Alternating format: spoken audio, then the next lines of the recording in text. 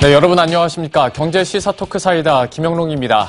기분 좋은 금요일 그리고 기분 좋은 3월을 맞고는 싶은데 왜 이렇게 세상이 안 도와주는지 모르겠습니다.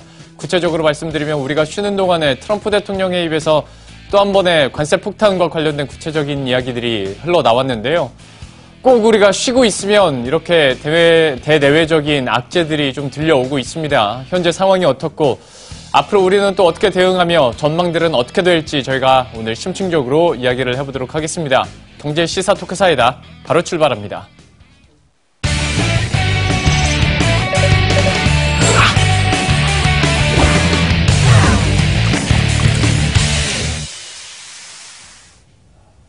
네, 오늘도 심층 토크부터 시작을 해보도록 하죠. 오늘 현대경제연구원의 최영호 고문 그리고 한국투자증권 엠연스탁의 최영화 연구원과 함께합니다. 어서 오십시오. 네, 반갑습니다. 안녕하세요. 네.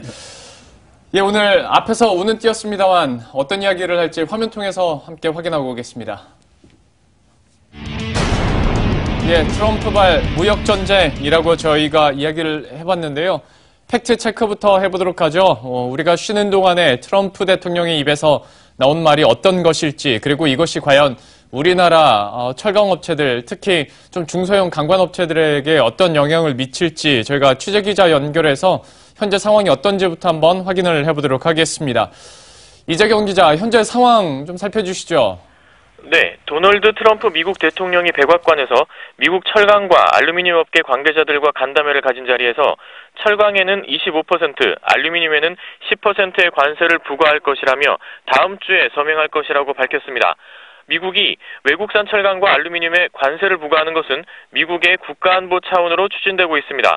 미국의 무역확장법 232조는 국가안보에 위협이 되는 경우 수입 제한이 가능하도록 규정하고 있기 때문입니다. 트럼프 대통령은 철강과 알루미늄이 없으면 미국은 지금 같은 나라가 아닐 것이라며 우리는 우리의 국방을 위해서라도 철강과 알루미늄이 필요하다고 강조했습니다. 다만 당초 우리나라에 대해 53%의 고율 관세를 부과할 것으로 예상됐던 것에 비하면 최악의 상황은 면한 것으로 보입니다. 그럼에도 철강 가격의 4분의 1에 해당하는 25%의 관세가 부과될 경우 우리 철강은 미국에서 경쟁력이 더 악화할 수밖에 없습니다.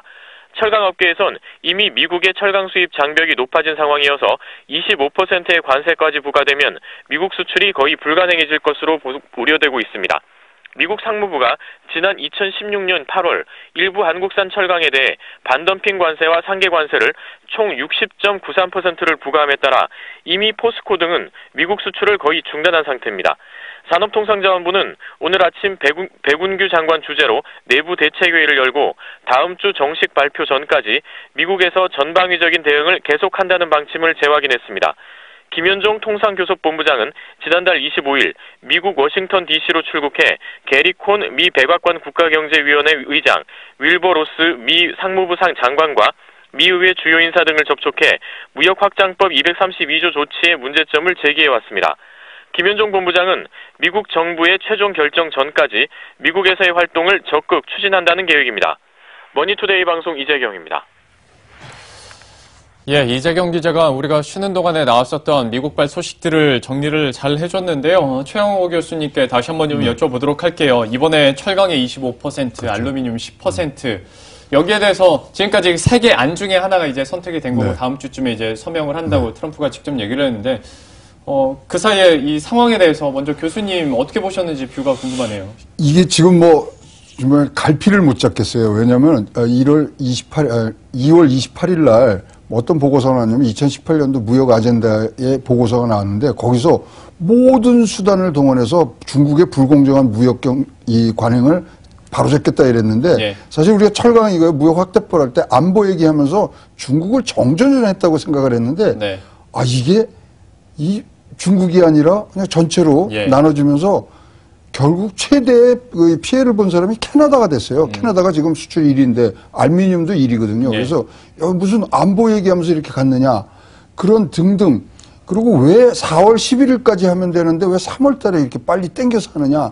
등등 많은 거 있었고요. 현지 외신들을 보면은 굉장히 찬반이 많았답니다. 어저께 오늘 새벽 2시에 발표가 됐는데도 근데 어쨌거나 이제 나왔고요. 우리는 최악의 상황을 피한 것 같고 앞으로 이제 우리가 수출 다변화라든가 등등의 이제 어떤 대책이 가느냐.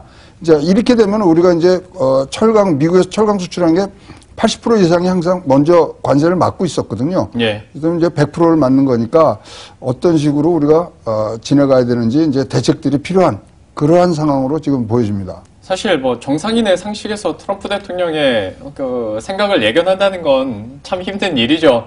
그런데 이제 이런 얘기가 나올 때마다 우리는 대응을 할 수밖에 없는 얘기인데 그나마 나오고 있는 표현이라고 해야 될까요? 최악은 면했다라는 얘기는 하는데 글쎄요, 이게 진짜 최근 면한 건지 상황 자체가 더 어려워지는 건 기정사실 아니겠습니까? 오늘 정월 대보름이니까 그 정월 대보름 선물 준 거 아닌지 모르겠습니다. 근데 주의해야 될 거는 앵커님이 정확히 지적을 했어요. 트럼프는요, 성동격서예요. 네. 이쪽에서 판 크게 벌렸다가 지금 어떻게 될지도 모르고 예. 현재 이렇게 추이를 간다 그러면 한미 FTA나 나프타의 개정에 있어서 굉장히 어려운 그러한 압박을 가하는 단계들을 차근차근 지금 밟아나가고 있다. 예. 그렇게 지금 보는 것이 그나마 좀 합리적이지 않느냐 보여집니다. 역시 큰 그림에서 봤을 때 이제 점점 더 보호무역주의를 옥죄고 있는 트럼프의 상황인데 이것이 이제 뉴욕 증시에도 그대로 반영이 되는 모습이었습니다.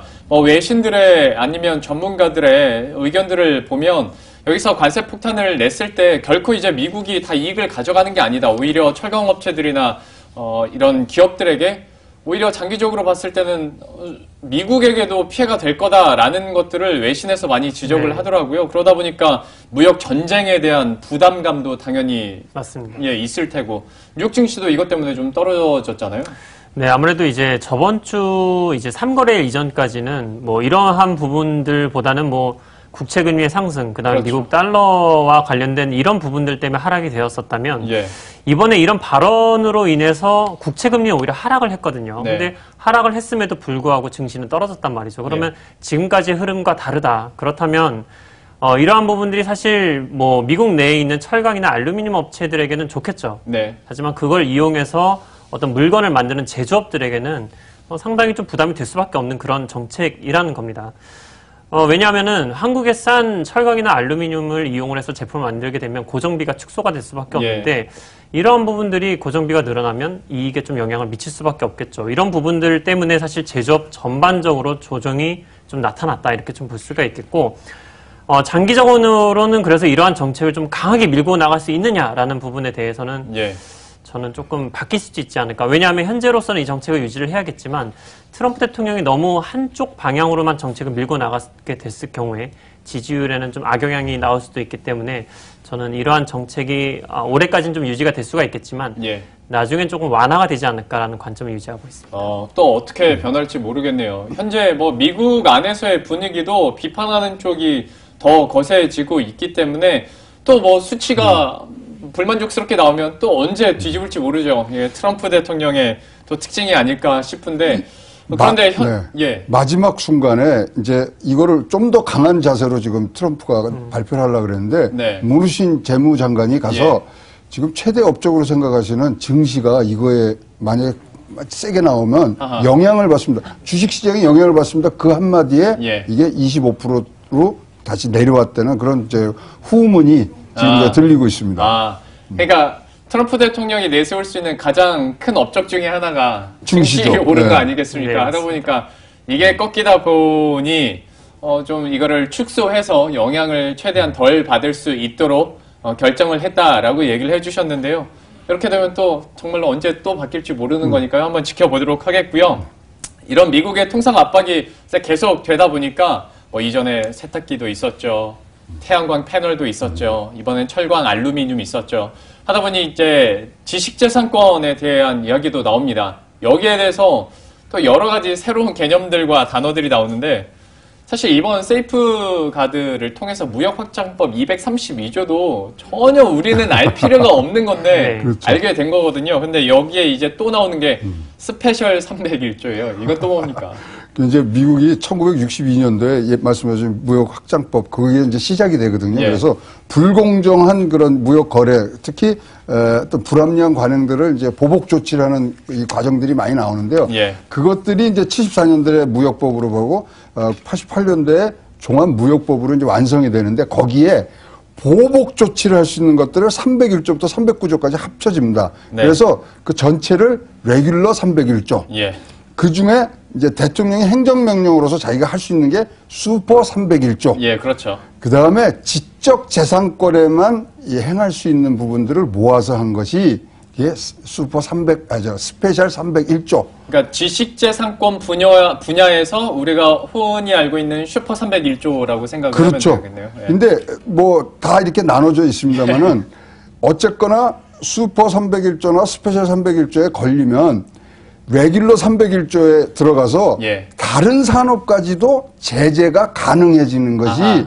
특징이죠. 예. 그래서 이 뭐 지금 지적재산권만 이렇게 다루는 게 아니라 이것을 다른 분야에 보복 관세를 할 수 있는 그런 대통령에게 아주 특별한 권한을 준 법이기 때문에 예. 무시무시한 거죠. 근데 이 스페셜 301조와 관련해서 미국 제약협회가 한국을 좀 통제해달라 뭐 이렇게 협조 요청을 했다고 하는데 이유가 뭔가요? 뭐 이제 특허라든가 그다음에 네. 약값의 이 약값을 책정하는 데서 불공정성 그다음에 우리나라의 이중 구조가 있는데 저희가요 2009년도에 스페셜 301조 이 보고서에 빠지기 시작해서 한 번도 안 들어갔는데요. 예. 2013년부터 올해까지 계속 무역 제약협회는 미국의 제약협회는 계속 지금 우리를 넣습니다. 감시 대상국에 넣었다가 우선 협상국에 넣었다가 뭐 등등을 넣는데 올해 주의해야 될 거는 한 가지입니다. 작년에 상위에서 상공회의소에서 이런 엄구가 없었는데요. 예. 같은 말을 해줬어요. 그다음에 제조 판매업 협회가 있는데요. 거기서 같은 얘기를 합니다. 특허 지적재산권에 하는데 세 군데다 보고서를 제가 다 봤는데 예. 보고서에 공통된 점이 하나가 있어요.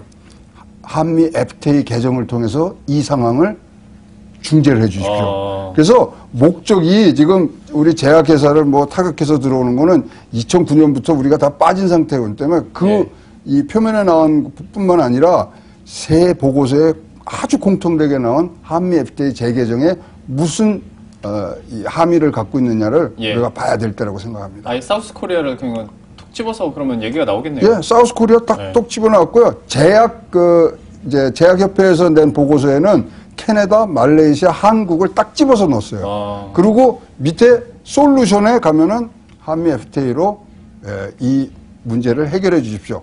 모든 수단을 동원해 주십시오. 이런 표현들이 공통적으로 나오는 걸 봐서는 요번에 압박은 목표는 이 한미 FTA로 보여집니다. 사실 그러니까 우리 입장에서 봤을 때 국내 제약업체들 미국이나 유럽 시장 진출한다는 소식 간간히 많이 듣게 되잖아요.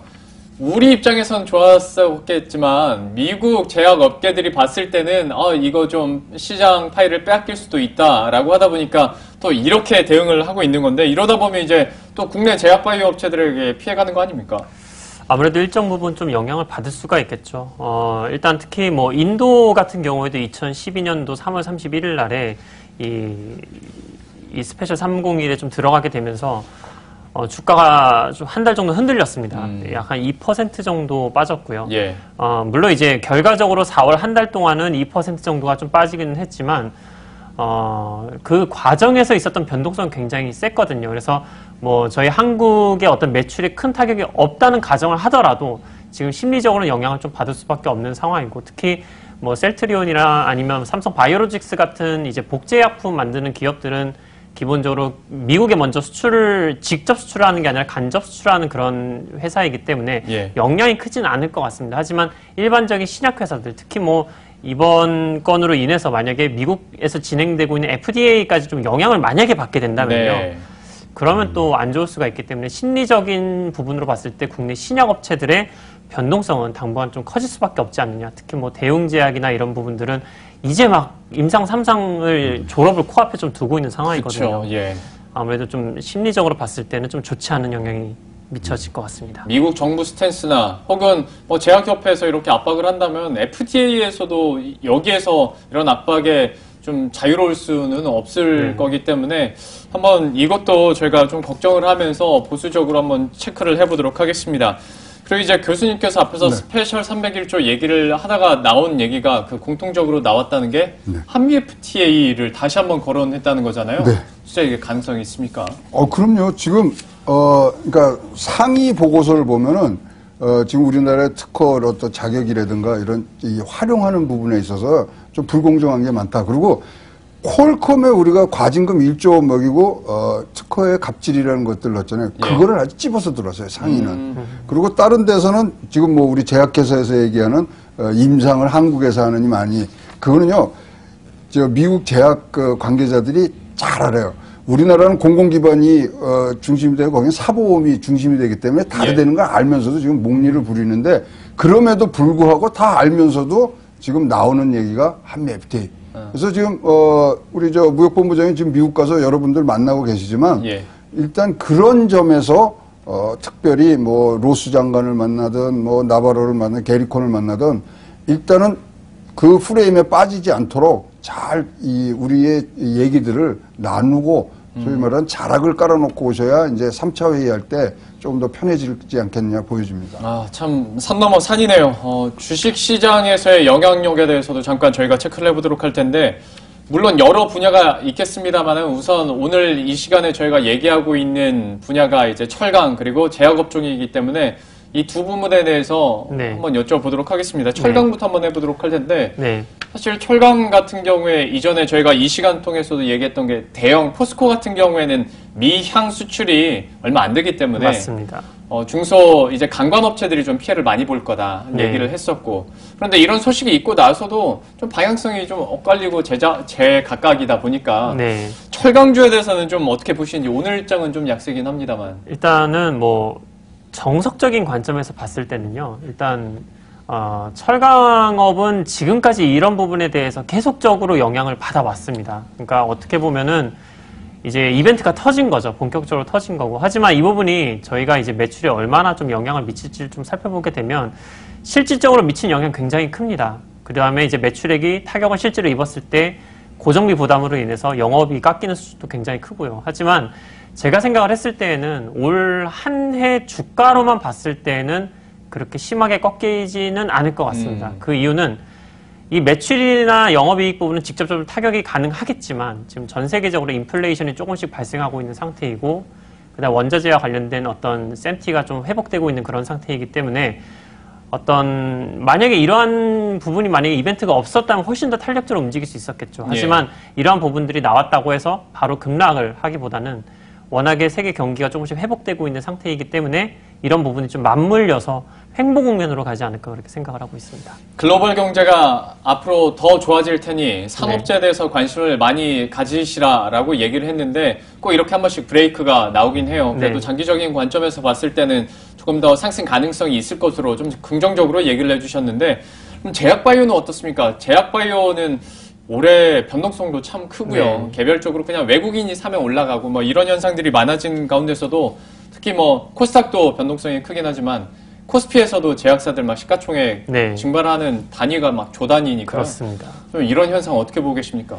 일단 두 가지 이유가 있을 수가 있겠습니다. 첫 번째 이유로는 뭐 스페셜 301에도 분명히 좀 영향을 받고 있는 부분도 있고요. 그다음에 이번에 지금 3월부터 임상 3상에 대한 결과 발표가 굉장히 많이 있습니다. 이런 상태이기 때문에 사실 긍정적으로 보는 경우도 굉장히 많았고 그동안 시장에서 셀트리온과 삼성 바이오로직스 쪽에 수급이 너무 많이 몰리다 보니까 이 제네릭 쪽에서 신약 회사들로 조금씩 수급이 이동되는 현상이 포착이 되었거든요.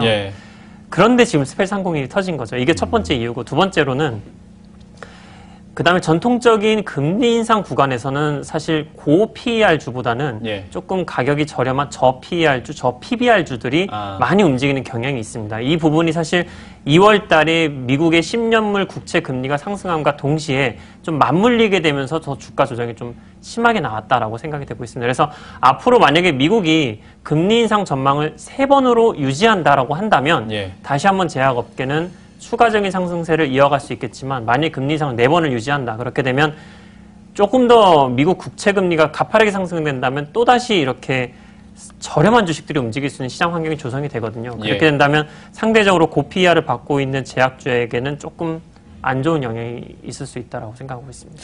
현재 뭐 미국에서는 금리 인상 이제 4번 얘기가 더 자주 나오고 있는 상황인데 하다 보면 제약바이오주들에 대한 어떤 조정 기간은 조금 더 길어질 수 있겠다라는 걱정도 들고 그리고 뭐 한미약품 같은 경우에는 중간에 임상 중단 소식도 있었기 때문에 방금 화면에서 보신 것처럼 낙폭이 더 컸었는데 반대로 주가가 많이 올랐었던 제약주도 있잖아요. 이거는 예. 또 어떻게 해석을 해야 됩니까? 아무래도 신약과 관련된 기대감이 거의 막바지에 이른 기업일수록 이런 기대감이 더 몰리거든요. 네. 그렇게 돼서 더 상승한 구간이 있는데 이 알아두셔야 될 게 이 제약업계는 특히 막상 신약 결과를 발표를 하면 한 번에 오버슈팅이 나타난 뒤에 예. 차익 실현 물량이 나오면서 꺾이는 경우가 굉장히 많습니다. 과거부터. 예. 따라서 저희가 지금 급등하고 있는 제약주를 추격 매수하기에는 상당히 좀 부담이 있다라고 생각을 하고 있습니다. 예. 역시 그러니까 제약 같은 경우에는 어느 한순간에 실적이 빵 터지기 때문에 이거를 예측하기가 쉽지 않은데요. 하다 보니까 혹시 뒤늦게 갔다가는 갭 상승 이후에 갭 하락이 나타날 수 있다 때문에 좀 보수적으로 너무 많이 오른 종목에 대해서는 보자라고 얘기를 해주셨어요. 그럼 이제 슬슬 좀 마무리 국면에서 두 분께 모두 질문을 드리고 싶은데요. 먼저 교수님께 네. 제약바이오에 대해서도 걱정이 많습니다. 네. 변동성 자체에 대해서도 걱정이 지금 많은 상황인데 이제 미국에서 이런 소식 들려오니까요. 암울한데 좀 앞으로 업계 전반에 대한 전망은 어떻게 하십니까? 지금 이제 제약 쪽은 2013년도부터 계속 미국 제약협회에서 이 문제로 지금 시비를 걸어온 거고요. 저기도 잘 알고요. 우리나라의 이 가격이 이중구조 이런 거 다 아닌 줄 알지만 요번에는 이 트럼프가 자락을 깔아줬단 말입니다. 한미 FTA 개정. 그리고 의제로 지금 올라가 있지 않습니까? 제약 예. 관련들에서 이 흐름을 좀 잘 보시는 게 이 제약주에는 큰 영향이 있을 것 같고요. 철강은 지금 제가 보기에는 해답이 경제적으로는 없어요. 그리고 저렇게 보호무역주의로 나오면은 우리가 감성적으로 우리가 또는 미국인의 마음을 살 수 있는 어떤 특단의 다른 조치를 해서 경제로 푸는 게 아니라 다른 방법으로 풀어야 되는데 안보까지 끌고 왔잖아요. 예. 방법이 하나 있긴 있어요. 제 생각에는. 일자리나 공장 그런 그렇죠. 겁니까? 근데 그거를 지금 펜실베이니아나 그런 러스트벨트 예. 가면은 폐광된 철강 탄광이 많거든요. 예. 광산. 우리가 개발해 주면 돼요. 아. 갖고 와서 우리가 그걸 만들어서 갖다 주면은 할 말이 없잖아요. 자기네들. 그리고 거기서 일자리 만들어주고 개발해서 우리가 가공해서 주는데 예.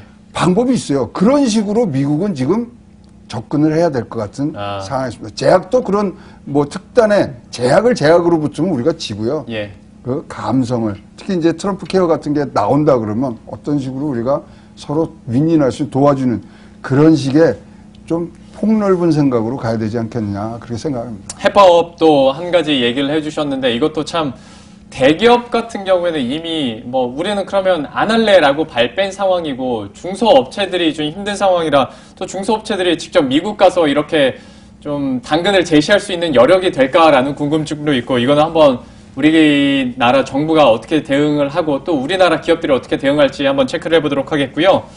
이번에는 제약바이오주에 대해서 왜냐하면 사실 네. 철강 같은 경우에는 이렇게 말씀드리면 좀 그럴지 몰라도 안 하면 돼요. 네. 약간 그렇습니다. 좀 산업재에 대해서는 피하고 있으면 되는데 우리 시장에 투자하면서 제약바이오를 피하기는 쉽지 않거든요. 그러다 보니까 그렇습니다. 제약바이오에 대한 전반적인 투자 전략, 스탠스를 좀 얘기를 해주시겠습니까?